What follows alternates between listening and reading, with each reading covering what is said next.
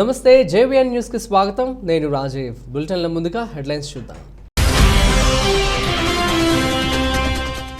శ్రీశైలంలో మార్చి 30 నుంచి ఏప్రిల్ 3 వరకు ఉగాది ఉత్సవాలపై ఈవో లవన్న సమీక్ష.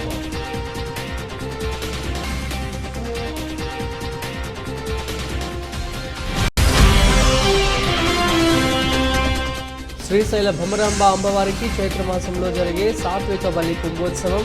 విధులు నిర్వహించే ఉద్యోగి అమ్మవారికి కుంభహారతి.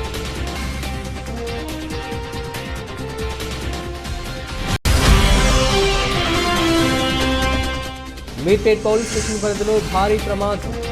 ఆయిల్ ట్యాంకర్ డ్రైవర్ నిద్రమత్తులో పోలీస్ బూతులు ఢీ.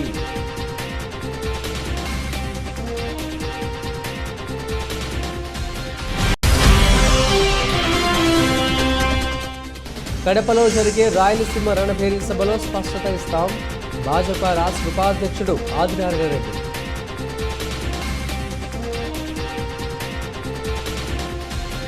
శ్రీశైలంలో మార్చి 30 నుంచి ఏప్రిల్ 3 వరకు ఉగాది ఉత్సవాలు జరగనున్నాయి. మంగళవారం ఉత్సవాలపై ఈవో లవన్న మంగళవారం సమీక్ష సమావేశాన్ని నిర్వహించారు.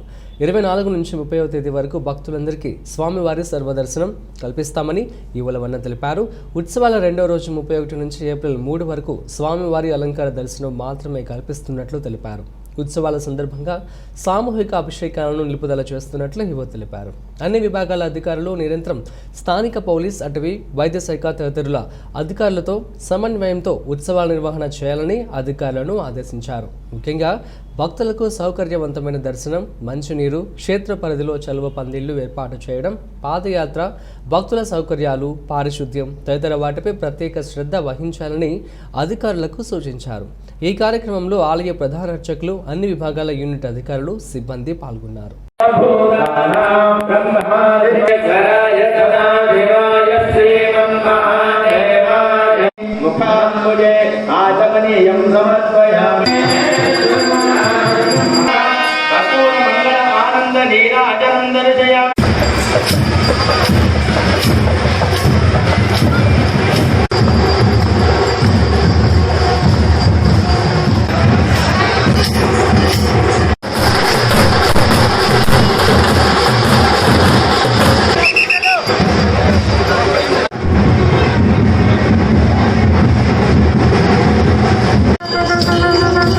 శ్రీశైల భ్రమరాంబ అమ్మవారికి చైత్రమాసంలో జరిగే సాత్విక బలి కుంభోత్సవానికి ఆరంభ ప్రతీకగా మంగళవారం దేవస్థానం ఈవో లవన్న ఆధ్వర్యంలో కొబ్బరికాయలు సమర్పించారు. దేవస్థానం ఆనవాయితీ ప్రకారం మంగళవారం ఉదయం స్వామివారి ఆలయ ప్రవేశ ద్వారం వద్ద విధులు నిర్వహించే ఉద్యోగి అమ్మవారికి కుంభహారతి ఇవ్వటం జరిగింది. అయితే మహాశివరాత్రి తర్వాత వచ్చే ప్రతి మంగళ, శుక్రవార రోజుల్లో కొబ్బరికాయలు రాసులుగా పోసి పసుపు కుంకుమలతో ప్రత్యేక పూజలు నిర్వహించి అమ్మవారి సింహమండపం వద్ద సమర్పించడంతో లోక కళ్యాణం జరుగుతుందని ఆలయ అర్చకులు తెలిపారు. అలానే ఏప్రిల్ 19వ తేదీన అమ్మవారికి సాత్విక బలి కుంభోత్సవం నిర్వహిస్తున్నట్లు దేవస్థానం ఈవో ఎస్ లవన్న తెలిపారు. ఈ కార్యక్రమంలో ఆలయ ఈవో లవన్నతో పాటు ఆలయ అధికారులు, అర్చకులు, సిబ్బంది పాల్గొన్నారు.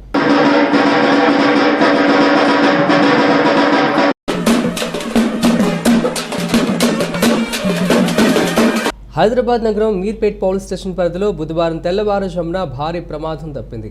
ఆయిల్ ట్యాంకర్ డ్రైవర్ నిద్రమత్తులో పోలీస్ బూతులతో ఢీకొట్టాడు. దీంతో ఆయిల్ ట్యాంకర్ బోల్తా పడింది. ట్యాంకర్లో పెట్రోల్ లేకపోవడం వల్ల భారీ ప్రమాదం తప్పిందని పోలీసులు తెలిపారు. కేసు నమోదు చేసుకుని దర్యాప్తు చేపడుతున్నారు.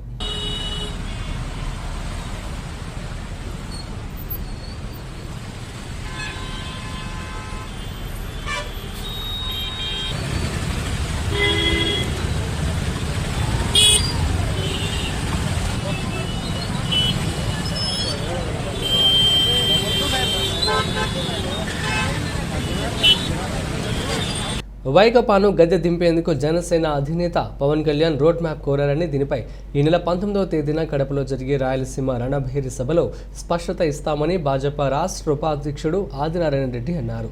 మంగళవారం సాయంత్రం ముద్దనూరు రోడ్డులోని భాజపా కార్యాలయంలో మీడియా సమావేశం నిర్వహించారు. ఈ సందర్భంగా ఆయన మాట్లాడుతూ 2024లో జరిగే ఎన్నికల్లో కేంద్రంలో మళ్లీ భాజపా అధికారంలోకి వస్తుందని, రాష్ట్రంలో జనసేనతో పొత్తులపై త్వరలోనే చర్చిస్తామన్నారు. ఇటీవల వెల్లడైన ఫలితాల్లో 5 రాష్ట్రాల్లో 4 భాజపా గెలిస్తే వైకాపా నాయకులు హేళనగా మాట్లాడుతున్నారని ఆరోపించారు. కడప జిల్లా వాసి సీఎంగా చాలా అభివృద్ధి చేస్తారనుకుంటే క్షేత్రస్థాయిలో ఏమీ లేదన్నారు.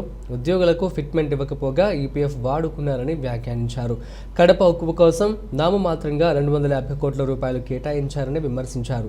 సీమ జిల్లాల్లో నీటిపారుదల ప్రాజెక్టులు చాలా వరకు పెండింగ్లో ఉన్నాయన్నారు. నాయకులు మోహన్ రెడ్డి, నూకల లక్ష్మీనారాయణ, శ్రీనివాసులు, రఫీ, సయ్యద్ తదితరులు పాల్గొన్నారు. జమ్మనమడు పట్టణంలో ఈ మీటింగ్ ప్రధాన ఉద్దేశం కడప టౌన్లో 19వ తేదీ నాడు రాయలసీమ రణభేరి దాన్ని దృష్టిలో పెట్టుకొని మేమంతా ఇక్కడ నుండి అటెండ్ కావాలా. ఆ సభ యొక్క ప్రధాన ఉద్దేశం మీ ద్వారా కొందరికి తెలియాలనే ఉద్దేశం కూడా ఇక్కడ. సబ్జెక్టు రాయలసీమలో చాలా పెండింగ్ ప్రాజెక్టులు ఇక్కడ ఉన్నాయి. పక్కనే కడప స్టీల్ ఫ్యాక్టరీతో సహా వైఎస్ఆర్ స్టీల్ ఫ్యాక్టరీ, దానికి నిధుల కేటాయింపు 150 కోట్లు మాత్రమే. కరెక్ట్గా పోయిన 3 సంవత్సరాల కిందట జూలై 8వ తేదీ నాడు స్టీల్ ఫ్యాక్టరీ అతి త్వరలో స్టార్ట్ అవుతుందంటే దాంట్లో ఇప్పటికీ 1% పని కూడా కాలే. ఈ 250 కోట్లతో అందులో దాంట్లో 10% కూడా రిలీజ్ కాదు. పోయిన సంవత్సరం కూడా అంతే. అదే కాకుండా రాయలసీమ అసాంఘిక శక్తులకు ఆశ్రయం ఇస్తే కఠినంగా చర్యలు చేపడతామని ములుగు జిల్లా ములుగు ఏఎస్పీ సుధీర్ రామ్నాథ్ హెచ్చరించారు. మంగళవారం పోలీసుల ఆధ్వర్యంలో తాడ్వాయి మండలంలో కమ్యూనిటీ కాంటాక్ట్ ప్రోగ్రాం నిర్వహించారు. ఈ సందర్భంగా ఆయన మాట్లాడుతూ గ్రామాల్లోకి కొత్త వ్యక్తులు వస్తే సమాచారం అందించాలని సూచించారు. అనంతరం గ్రామస్తుల పిల్లలకు నోట్బుక్స్, పెన్నులు, పెన్సిళ్లు పంపిణీ చేశారు. ఈ కార్యక్రమంలో తాడువాయి ఎస్ఐ వెంకటేశ్వరరావు సిబ్బంది పాల్గొన్నారు.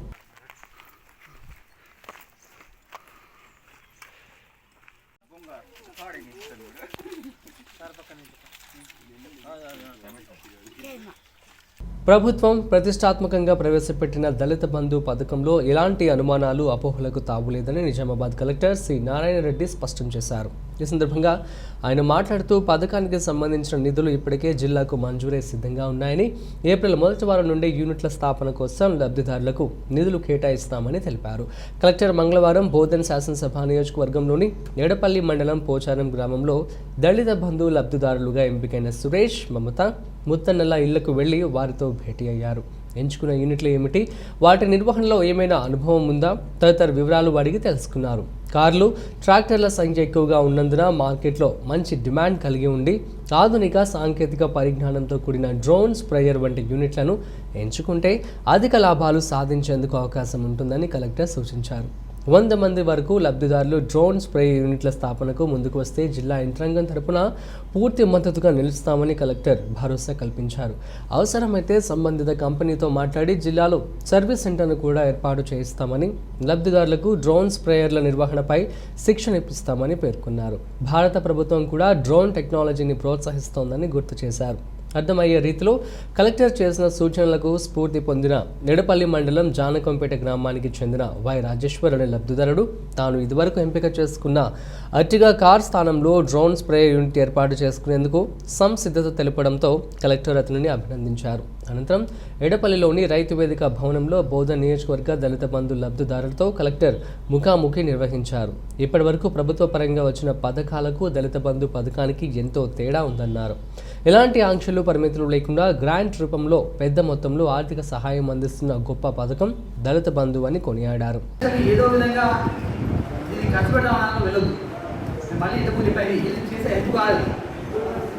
ఇది మీకు పెడుతున్న మీ వ్యాపారానికి పెడుతున్న పెట్టుబడి ఎట్టి పరిస్థితిలో డబ్బులు త్రిపుల వాళ్ళ తప్ప కిందికి పోగొట్టుకున్నాము అంటే ఏదైనా కొంతవరకు అమ్మితే అమ్ముకోవచ్చు, కానీ మేమే బ్లాగ్ పెడుతున్నాం ఫస్ట్ అయితే. కానీ అమ్మే పరిస్థితికి వచ్చిందంటే మాత్రం నీకు ప్రభుత్వం ఒక మంచి అవకాశాన్ని ఇచ్చింది, నీ కాళ్ళ మీద నువ్వు నిల్చోవడానికి ఒక అవకాశం ఇచ్చింది, కానీ ఆ అవకాశాన్ని నువ్వే చేతులా చేదార్చుకుంటున్నావు. ఎక్కడో ఒకన అంటే మనము మన కుటుంబంలో ఎన్నో ఒక టర్నింగ్ పాయింట్ రావాలి. అంటే ఎవరో ఒకరు వచ్చి బాబు మీ తాతయ్య పని చేస్తుండే, అంటే సార్ మా తాతయ్య ఈ పని చేస్తుండే, మీ నాన్న ఏం పని చేస్తుండే అంటే మా నాన్నకి ఈ పని చేస్తుండే, అదే పని చేస్తుండే, మా తాత పని చేసే పని ఏం చేస్తుండే, ఎంత ఆదాయం వస్తుండే వస్తుండే సార్ ఏదో కూడగడానికి వస్తుండే. ఆ పరిస్థితి నుంచి ఇప్పుడు నేనున్నాను. నేను నా వంశ వృక్షాన్ని తిరగరాస్తాను. ఎట్టి పరిస్థితిలో ఎస్ కూడడం కాదు, 10 మందికి పెట్టే విధంగా నేను సంపాదించి చూపిస్తాను అని కసి మనలో రావాలి. ఆ కసి ప్రతి మనలో వస్తుందో తప్పకుండా మనం. రాష్ట్రంలో కేసీఆర్ కుటుంబ పాలన కొనసాగుతోందని, కేసీఆర్ పాలనకు పతనం ప్రారంభమైందని బీజేపీ నేత మాజీ ఎంపీ గడ్డం వివేక్ వెంకటస్వామి అన్నారు.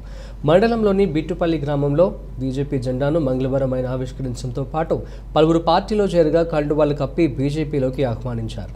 ఈ సందర్భంగా ఆయన మాట్లాడుతూ కేంద్ర ప్రభుత్వం వివిధ రాష్ట్రాల్లో అనేక సంక్షేమ పథకాలను అమలు చేస్తోందన్నారు.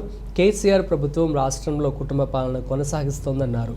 రాష్ట్రంలో డబుల్ బెడ్రూమ్ ఇళ్లను అర్హులైన పేద ప్రజలకు అందజేయాలన్నారు. కేంద్ర ప్రభుత్వం రాష్ట్రంలో రైతు వేదికలు, శ్మశాన వాటికలు, రోడ్ల నిర్మాణాలు చేపట్టిందన్నారు. బీజేపీ నేత చంద్రు పట్ల సునీల్ రెడ్డి మాట్లాడుతూ మందని ప్రాంతాల్లో టీఆర్ఎస్ కాంగ్రెస్ ప్రభుత్వాలు చేసింది శూన్యమన్నారు. ఈ కార్యక్రమంలో బీజేపీ నేతలు చిలువేరి సతీష్, పోతర వేణక్రాంతి, సబ్బని సంతోష్, రాజు, బాపు, రాజేందర్, మధుకర్, సత్యప్రకాష్, సదాశివుడులు పాల్గొన్నారు. 50% సెంట్రల్, 50% స్టేట్ ఇవ్వాలి. సెంట్రల్ ఆల్రెడీ ఇచ్చి పెట్టింది 50%. మిగతా 50% కట్టక ఎక్కడే కానీ త్రాగునీళ్లకు రిపేర్ కానీ మరొకటి కానీ చేసే పరిస్థితి లేదు. కరెంటుకు మీటర్ల బిల్లు మళ్ళీ పెంచినారు, ట్యాక్స్ పెంచినారు, సక్రమంగా సప్లై లేదు, దౌర్జన్యాలు మాత్రం ఆగే పరిస్థితి లేదు. అది కాకుండా సిబిఎస్ స్కీమ్ రద్దు చేస్తామంటే అది అతిగతి లేదు. నిన్న పవన్ కళ్యాణ్ గారు చక్కగా రూట్ మ్యాప్ ఇస్తే మేము రెడీగా ఉన్నామన్నారు. మేము కూడా రూట్ మ్యాప్ ఇచ్చేదానికి మా పెద్దలు చెప్తున్నారు. అది కూడా రేపు 19వ తేదీ నాడు స్పష్టంగా మీటింగ్లో చెప్తారు. రాబోయే పొద్దులు ఎలా ఉంటాయి, రాబోయే పరిస్థితులు ఏంటి అన్ని విషయాలు నిన్న ఆయన పవన్ కళ్యాణ్ చెప్పినాడు. మేమంతా ఒకే టీమ్గా పనిచేయాలనేది అందరికీ ఉంది. లేకుంటే 24 ఎలక్షన్లో అతి సులభంగా మళ్ళీ బీజేపీ పార్టీ అధికారంలోకి వస్తుంది. ఇక్కడ సెంట్రల్ ఫండ్స్ ఇచ్చినా అపారంగా కూడా ఘోరంగా చేసి పెట్టాడు జగన్ రెడ్డి గారు. ఒకసారి గెలిస్తే మనకు కూడా మనం ముఖ్యంగా నేనేమనుకున్నానంటే కడప జిల్లా వాసి, కడప జిల్లా పార్లమెంటు సభ్యుడిగా 2 సార్లు ఉన్నాడు, వాళ్ళందరూ ఇక్కడే ఉన్నారు. ఆ పరిస్థితిలో ఇక్కడ సులభంగా పని జరుగుతుంది అనుకున్నాను. పని జరగకుండా లోకల్ బాడీ ఎలక్షన్లో ఇష్టం వచ్చినట్టు దౌర్జన్యాలు. మేము గెలిచిన చోట కూడా వాళ్ళే గెలిచినట్టు రికార్డు. వంట నూనెలు, పప్పుల ధరలను తగ్గించాలని విజయనగరం జిల్లా జాయింట్ కలెక్టర్ డాక్టర్ జేసీ కిషోర్ కుమార్ ఆదేశించారు. వివిధ శాఖల అధికారులు, వర్తకులతో కలెక్టరేట్ ఆడిటోరియంలో మంగళవారం సాయంత్రం సమావేశాన్ని నిర్వహించారు. నూనెల ధరలను పెరగడానికి కారణాలను తెలుసుకున్నారు. జిల్లాకు నెల్లూరు, కాకినాడ నుంచి వంట నూనె దిగుమతి అవుతున్నట్లు చెప్పారు. వివిధ బ్రాండ్ల వారీగా పామ్ ఆయిల్, సన్ఫ్లవర్ ఆయిల్, వేరుశనగ నూనె ధరలను సమీక్షించారు. వాటి లభ్యత, ప్రస్తుత నిల్వలపై ఆరా తీశారు. తయారీదారుల వద్ద సమస్య కారణంగానే నూనెల ధరలు పెరిగాయని, ఉక్రెయిన్ యుద్ధ ప్రభావం దీనిపై ఏమీ లేదని స్పష్టం చేశారు. గత కొద్ది రోజులుగా పామ్ ఆయిల్ ధర పెరిగి కిలో 168కి చేరిందని చెప్పారు. అది క్రమంగా తగ్గుతూ ప్రస్తుతం 147.5 పైసలు దిగిందని, ఈ ధర మరింత తగ్గే అవకాశం ఉందని తెలిపారు. మార్కెట్ ధరలకు అనుగుణంగా ఎప్పటికప్పుడు నూనె ధరను తగ్గించి ఇవ్వాలని వ్యాపారస్తులను ఆదేశించారు.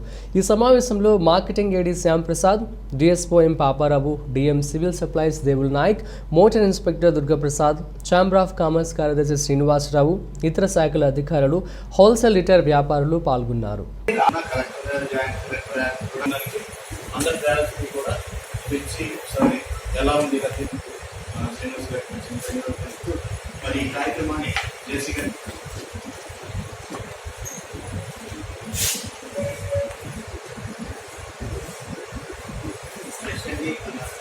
మలేషియా ఎంత ఉంది మనకి తెలియకుండా ప్రాబ్లమ్స్ ఏంటంటే 2 days అంటే 2 days రేట్ ఎక్కువ బాగా మనతో చెప్తున్నారు. అయితే మేము కూడా అంటే హ్యాండ్ టు మౌత్ కొంటున్నాం సార్. మేము కూడా అంటే ఇది లేకుండా నీట్గా తక్కువ డబ్బులు కొన్నాయి, తక్కువ డబ్బులు నేను స్లిప్పులు కూడా తీసి చూశాను. అంటే ప్రైస్ ఇది అది కూడా తక్కువగానే ఉన్నాయి. కానీ అది మరి ఏమో ఆ టైంలో అయితే కరెక్ట్గానే ఉన్నాయి. నన్ను అడిగారు బుక్ ఎందుకు చేయలేదు కేసు అయితే మరి డబ్బా మీద కరెక్ట్గానే ఉంది, అమ్మింది కరెక్ట్గానే ఉంది, ఇంకా 2 రూపాయలు తక్కువే ఉంది. కానీ తర్వాత పబ్లిక్ కానీ ఆఫీసర్స్ కానీ చెప్తున్న కేవలం కొద్దిగా ఇబ్బందికరంగా ఉంది. ఏంటంటే ఆ ఎంఆర్పి మీద మళ్ళీ మనం ఏదో స్టిక్కరింగ్ అంటిస్తున్నామని ఆ ఎంఆర్పి మీద అంటే నా విద్యుత్ అయిపోయిన కొంతమంది బీజేపీ నేతలు ప్రత్యేక హోదా అంశం ముగిసిన అధ్యాయం అంటూ మాట్లాడటం సిగ్గుచేటు. హోదా సాధన అనేది నడుస్తున్న చరిత్ర. ఈ విషయంలో కేంద్ర రాష్ట్ర ప్రభుత్వాలు తీవ్ర నిర్లక్ష్యంగా వ్యవహరిస్తున్నాయి. ఉత్తర భారతీయుల కోసం ఆంధ్ర ప్రజలను మోసం చేస్తున్నారు. అలాంటి వారిని చొక్కా పట్టుకొని నిర్దేయాల్సిన అవసరం ఉంది అని పలువురు వ్యక్తులు ధ్వజమెత్తారు. మంగళవారం ఒంగోలులోని కాపు కళ్యాణ మండపంలో వామపక్షాల ఆధ్వర్యంలో ఏర్పాటు చేసిన ప్రత్యేక హోదా విభజన అంశాలపై నిర్వహించిన సదస్సుకు సిపిఎం జిల్లా కార్యదర్శి పూనాటి ఆంజనేయులు అధ్యక్షత వహించారు. ప్రత్యేక హోదా సాధన సమితి చైర్మన్ చలసాని శ్రీనివాసరావు, సిపిఎం రాష్ట్ర కార్యదర్శి వి శ్రీనివాసరావు, సిపిఐ రాష్ట్ర కార్యదర్శి రామకృష్ణ ముఖ్య అతిథులుగా హాజరయ్యారు. ముందుగా చలసాని మాట్లాడుతూ తెలంగాణలో 2 ఎంపీలు ఉన్న సమయంలో ప్రత్యేక రాష్ట్రాన్ని సాధించుకున్నారని, అదే ఆంధ్రాలో 30 మంది ఎంపీలు రాజ్యసభ సభ్యులు ఉన్నా ఉపయోగం లేకుండా పోయిందని విమర్శించారు. నీతి నిజాయితీ ఉంటే రాజీనామాలు చేయాలని, దమ్ము ధైర్యం ఉంటే ప్రధాని మోదీ ఇంటి ముందు ధర్నాలు చేయాలని డిమాండ్ చేశారు. అదేవిధంగా జనసేన అధ్యక్షుడు పవన్ కళ్యాణ్ ఆంధ్రుల హక్కుల కోసం పోరాడాలని, తమ ఉద్యమంలో కలిసి రావాలన్నారు. ప్రత్యేక హోదా ముగిసిపోయిన అధ్యాయం అని చెప్పి బీజేపీ వాళ్ళు ప్రచారం చేస్తూ ఉన్నారు. ఇది ముగిసిపోయినటువంటి అధ్యాయం కాదు, నడుస్తున్నటువంటి చరిత్ర అని మేము చెప్పదలుచుకున్నాం.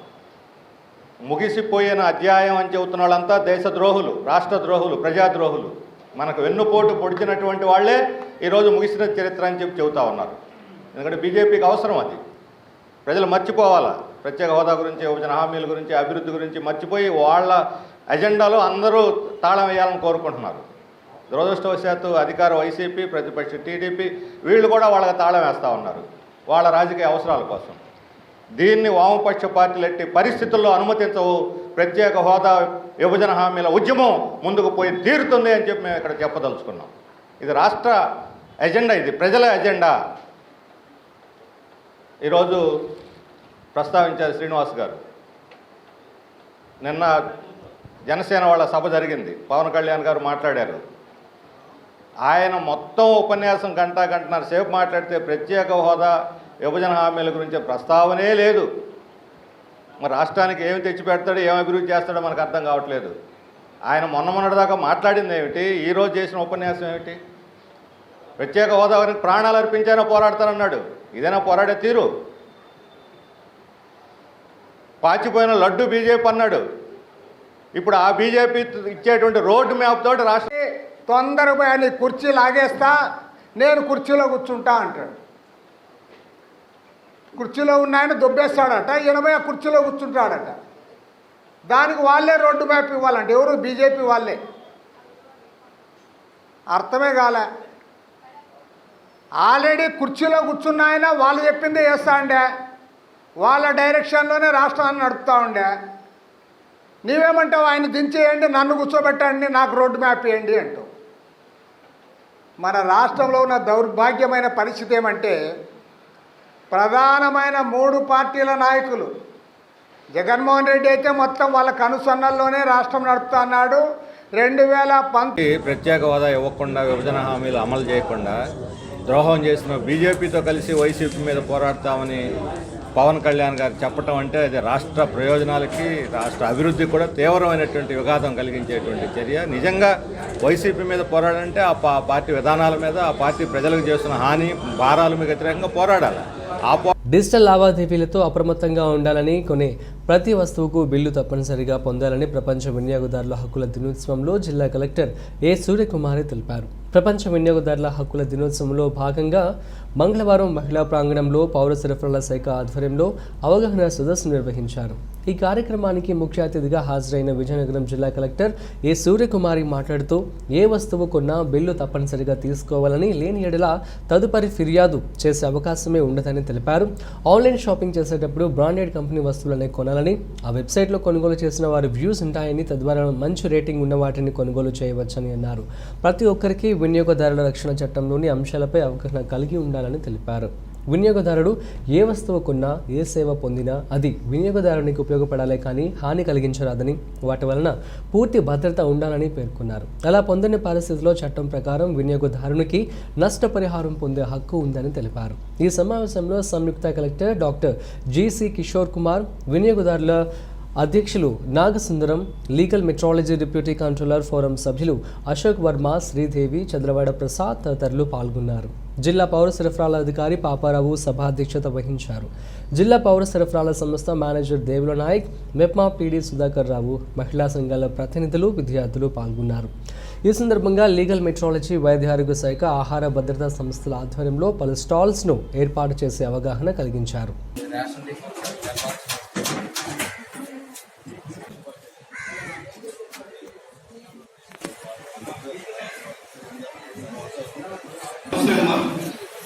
ఈరోజు మనం పేమెంట్ చేసే ముందు జీరో ఉందో లేదో చూసుకోవాలి, అది ఇంపార్టెంట్ పాయింట్. తర్వాత పేరు పెట్టాలి ఏదైనా కూడా, అంటే ఎన్ని విధంగా మోసపోతున్నారు అనేది మనం గమనించి దాన్ని మనం నిరోధించడానికి చాలా చక్కటి విషయం చెప్పారు మేడం. మీ అందరికీ తెలియాల్సిన ఒక విషయం ఏంటంటే మీకు చాలా మటుకి గవర్నమెంట్ వెబ్సైట్స్ లో ఎస్ ఉంటుంది కాబట్టి కొంత డేటా సెక్యూరిటీ ఉంటుంది. మీరు ఏమేమి పర్సనల్ డేటా ఇచ్చారో అది ఎవరికి ఇవ్వబడదు. వెరాజ్ ఇప్పుడు మీరు వేరే వాటితో వైసీపీ పాలనతో రాష్ట్రం అన్ని వర్గాల ప్రజలు ఇబ్బందులు పడుతున్నారని తూర్పుగోదావరి జిల్లా రావులపాలెం టీడీపీ నాయకులు అన్నారు. టీడీపీ అధినేత చంద్రబాబు పిలుపు మేరకు మంగళవారం టీడీపీ నాయకులు వైసీపీ ప్రభుత్వం 1000 రోజుల పాలనపై ప్రజా షార్ట్ షీట్ విడుదల చేశారు. ఈ సందర్భంగా మాట్లాడుతూ రాష్ట్రంలో నేరాలు, ఘోరాలు తగ్గిపోయాయని మండిపడ్డారు. ఇసుక, రేషన్ బియ్యం, ఎర్రచంద్రం, మద్యం అక్రమంగా వైసీపీ నాయకులు తరలిస్తున్నారని విమర్శించారు. ఈ కార్యక్రమంలో టీడీపీ నాయకులు హరీష్, మాధూర్ తదితరులు పాల్గొన్నారు. అభివృద్ధి శూన్యం, కూల్చివేతలతో ప్రారంభమైన ఈ పాలన, అరాచక పాలన కక్ష సాధింపు చర్యలతోటి పరాకాష్ఠకు చేరింది. రాజ్యాంగ వ్యవస్థలన్నీ ఈ ప్రభుత్వం చేత దాడులు గురయ్యాయి. మోసకారి సంక్షేమం, మరి దాంతోపాటు ప్రభుత్వ ధనం లూటి, ఈ ప్రభుత్వ అధికారులకు నడుస్తూ ఉంది. మరి అబద్ధాలతోటే పరిపాలన నడుస్తూ ఉంది. మరి వైసీపీ నాయకులు అబద్ధాలు చెప్పడంలో గిన్నిస్ బుక్ రికార్డును కూడా మించిపోయారు. మరి వారి అబద్ధాలతోటి మరి ఈనాడు ఏదైతే ఇప్పుడు రాజధాని అమరావతి పేరుతో, అదేవిధంగా నిరుద్యోగులకి జాబ్ క్యాలెండర్ పేరుతో వాళ్ళ అబద్ధాలు ఈనాడు కోటలు దాడుతూ ఉన్నాయి. అనేక అబద్ధాలతోటి ప్రభుత్వం మరి నడుస్తూ ఉంది. మరి వాళ్ళ బాబాయ్ వివేకానంద రెడ్డి హత్య వెలుగులోకి చూసిన తర్వాత సిబిఐ ద్వారా వచ్చినట్టు వెలుగులోకి వచ్చిన నిజాలు మరి విస్మయపరుస్తూ ఉన్నాయి. అందరినీ కూడా మరి ఆశ్చర్యానికి గురి చేస్తూ ఉన్నాయి. ఇప్పుడు అదేవిధంగా ఏముంది ఈ ప్రభుత్వం. అందరికీ నమస్కారం. ముఖ్యంగా మీడియా మిత్రులందరికీ ఈరోజున ఇక్కడ ప్రెస్ మీట్కి హాజరైన అందరికీ ధన్యవాదాలు తెలుపుకుంటూ, అదేవిధంగా మీరు ఈ 1000 రోజుల ఈ ప్రభుత్వం పాలన మీరు అందరూ చూశారు. ఏ విధంగా మీరు చూసినా మంచిర్యాల జిల్లా కన్నెపల్లి మండల తహసీల్దార్ కార్యాలయంలో విధులు నిర్వర్తిస్తున్న వీఆర్ఏ దుర్గంబాబు హత్య కేసును ఛేదించి నిందితుడిని అదుపులో తీసుకున్నట్లు పోలీసులు తెలిపారు. బెల్లంపల్లి రూరల్ సర్కిల్ కార్యాలయంలో ఏసీపీ ఎడ్ల మహేష్ మంగళవారం మీడియా సమావేశం నిర్వహించారు. ఈ సందర్భంగా ఏసీపీ ఎడ్ల మహేష్ మాట్లాడుతూ వీఆర్ఏ దుర్గంబాబు హత్య కేసులో వీఆర్ఏ కుటుంబ సభ్యులు ఇచ్చిన ఫిర్యాదు మేరకు అనుమానితుడిగా ఉన్న జంబీ రవి అనే వ్యక్తిని పట్టుకోవడానికి Bellampalli rural CA Baburao Ramarao, Tandur CI Jagadish, Kannepalli SI Suresh Varma, Madhavaram SI Sammaiah, Tandur SI Kiran కుమార్లను వేర్వేరు బృందాలుగా ఏర్పాటు చేస్తామని, అందులో భాగంగా సోమవారం రాత్రి సమయంలో జన్కాపూర్ వద్ద జంబీ రవిని అదుపులోకి తీసుకొని విచారించగా తానే హత్య చేసినట్లు అంగీకరించాడని తెలిపారు. నిందితుడు జంబీ రవి మృతుడు. పేర్లో వాళ్ళ కుటుంబ సభ్యులు ఇచ్చినటువంటి ఆధారాల ప్రకారంగా అతన్ని పట్టుకొని విచారించడం జరిగింది.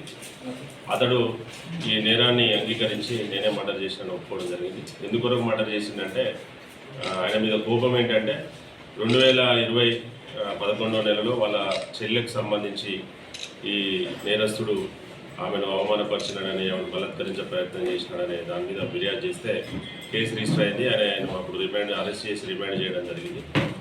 అయినప్పటికీ కూడా అప్పటి నుంచి ఆయన ఏదైనా రకంగా అంతమొందించాలనే ఉద్దేశంతో మనసులో పెట్టుకొని ఆయన మీద హత్యా ప్రయత్నం చేయడం, రెండు సార్లు ప్రయత్నం చేయడం అంటే ఆ కత్తి పట్టుకొని గ్రామంలో తిరగడము, చంపుతాన్ని బెదిరించడము జరిగింది. అప్పుడు గ్రామస్తులు ఇంటర్వ్యూన్ అయ్యి వాళ్ళు సరి చెప్తే కేంద్ర ప్రభుత్వం కార్మిక విధానాలకు వ్యతిరేకంగా దేశవ్యాప్తంగా చేపట్టిన సమ్మెలో కార్మికులు పాల్గొనాలని చిత్తూరు జిల్లా సిఐటియు జిల్లా అధ్యక్షులు చైతన్య పిలుపునిచ్చారు. మంగళవారం కుప్పం పట్టణంలో జరిగిన సిఐటియు మండల కమిటీ సమావేశంలో ఆయన మాట్లాడుతూ మున్సిపల్ కార్మికులు, ఆశా వర్కర్లు, అంగన్వాడీ వర్కర్లు, ఇతర ప్రభుత్వ పథకాల సిబ్బంది సమ్మెలో పాల్గొనాలని కోరారు.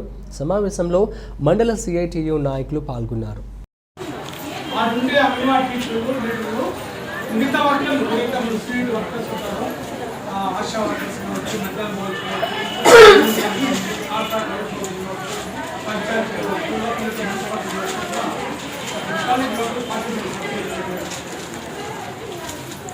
ఆ రోజు ఏం కాదు, అన్ని మండలాల్లో స్ట్రైక్లో పాల్గొన్నారు. స్ట్రైక్ అంటే ఇంట్లో ఉండదు కాదు, ఇంటికి ఏం వాళ్ళు చేసుకుంటారు. సాయంత్రం అయిపోయాక ఇంటికనే స్ట్రైక్ అని చెప్పేసి లోకల్లో సీఏ ఇచ్చేయండి, షార్ట్ చేసుకోండి, అన్ని సంఘాలు షార్ట్ చేసుకోండి. బులెటిన్ ముగించే ముందు హెడ్లైన్స్ మరోసారి. శ్రీశైలంలో మార్చి 30 నుంచి ఏప్రిల్ 3 వరకు ఉగాది ఉత్సవాలపై ఈవో లవన్న సమీక్ష.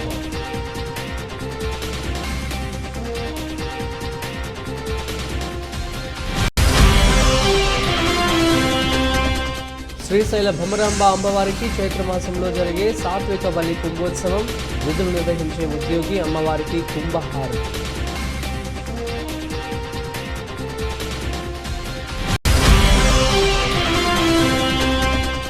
మీర్పేట్ పోలీస్ స్టేషన్ పరిధిలో భారీ ప్రమాదం, ఆయిల్ ట్యాంకర్ డ్రైవర్ నిద్రమత్తులో పోలీస్ బూతులు ఢీ.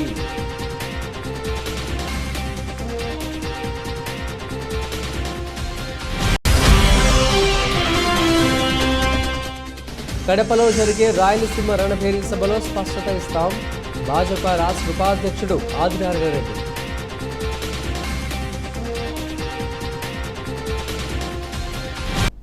ఇవి ఈ బులెటిన్ విశేషాలు. మరో బులెటిన్లో మళ్ళీ కలుద్దాం.